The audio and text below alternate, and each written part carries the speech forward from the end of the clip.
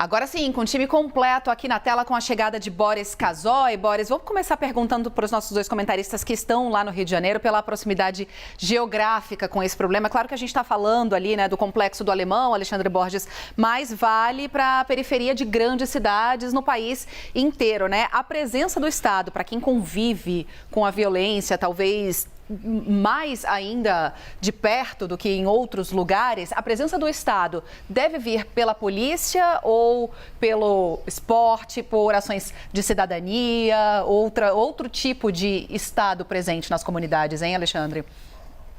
Vamos lá. Bom, bem-vindo, Boris, bom dia. Olha, na verdade não é uma coisa ou outra, né? A gente, na minha visão, precisa não ter o que eu chamo de visão zoológica da pobreza. Quer dizer, se você der aquelas condições de alimentação, de onde ficar, não sei o quê, que eles vão ficar dóceis. Eles são seres humanos como nós. Quer dizer, temos motivações, tem pessoas que são trabalhadoras, aliás, a grande maioria, e você tem algumas pessoas que, por um motivo ou por outro, acabam no crime.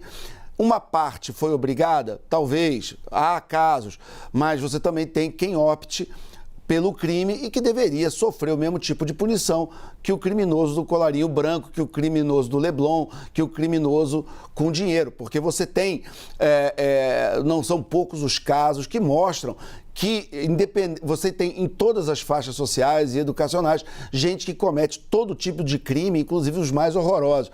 Aqui no Rio de Janeiro tem um caso que é de arrepiar só de lembrar, que foi de um menino chamado João Hélio, que foi arrastado pela rua aqui no Rio, morreu, uma coisa horrorosa, ele foi quase 10 quilômetros arrastado, e esses bandidos todos tinham casa, família, tinham passado por escola e cometeram talvez um dos crimes mais brutais que eu tenha notícia. Mas a gente poderia dar aqui na política, por exemplo, o que a Lava Jato mostrou, algumas das pessoas mais ricas do Brasil envolvidas em escândalos, em roubos. Então, não é uma coisa ou outra. Todo cidadão deveria ter acesso a saúde, educação, serviços básicos, transporte. Todos. E é claro que onde precisa mais é prioridade. Então, tá certo quando você prioriza ações onde há maior carência desse tipo de serviço. Mas isso não é uma política de segurança pública, isso é uma política de cidadania, de inclusão, de pessoas que, como qualquer brasileiro, têm direito de ter acesso a esses serviços básicos. Quando você confunde segurança pública com a prestação de serviços básicos para o cidadão brasileiro, há até, na minha visão, um certo preconceito de classe, imbuído até de gente que é bem intencionada, mas não percebe, ou por N motivos, acha que a pobreza é quase que uma sentença que obriga a pessoa a cair na criminalidade, o que você conversando com qualquer morador de comunidade, você pergunta para eles vão dizer que não é a maioria, eles sabem quem é o menino da rua, que foi criado com o filho dele que caiu para o tráfico, mas enquanto o filho dele está trabalhando. Então você tem de tudo. É uma confusão que eu realmente não gosto.